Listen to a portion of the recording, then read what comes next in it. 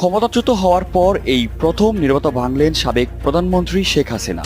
ভারতে আশ্রয় নেওয়া শেখ হাসিনা অভিযোগ করেছেন তাকে ক্ষমতাচ্যুত করার ক্ষেত্রে যুক্তরাষ্ট্রের মতো বিদেশি শক্তিগুলোর হাত রয়েছে। 10 আগস্ট আওয়ামী লীগের সমর্থকদের উদ্দেশ্যে পাঠানো এক বার্তায় তিনি বলেন, আমি যদি সেন্ট মার্টিন ও বঙ্গোপসাগর আমেরিকার হাতে ছেড়ে দিতাম তাহলে আমি ক্ষমতায় থাকতে পারতাম। পাঠানো বার্তাটি ভারতীয় গণমাধ্যম দ্য প্রিন্টে নজরে এসেছে। বাংলাদেশে রাজনৈতিক সংকটের পিছনে বিদেশি শক্তির হাত আছে কিনা তা খতিয়ে দেখা হচ্ছে বলে ভারত সরকারের পক্ষ থেকে ঘোষণা দেওয়ার কয়েকদিনের মাথায় এমন কথা বললেন শেখ হাসিনা। ভারত সরকারের পক্ষ থেকে ঘোষণা দেওয়ার কয়েকদিনের মাথায় এমন কথা বললেন শেখ হাসিনা। অনেকদিন ধরেই যুক্তরাষ্ট্রের সঙ্গে শেখ হাসিনা সরকারের টানাপোড়েন চলছিল। চলতি বছরে জানুয়ারিতে অনুষ্ঠিত জাতীয় সংসদ নির্বাচনের আগে শেখ হাসিনা বলেছিলেন তিনি এক শ্বেতাঙ্গ ব্যক্তির কাছ থেকে একটি প্রস্তাব পেয়েছেন।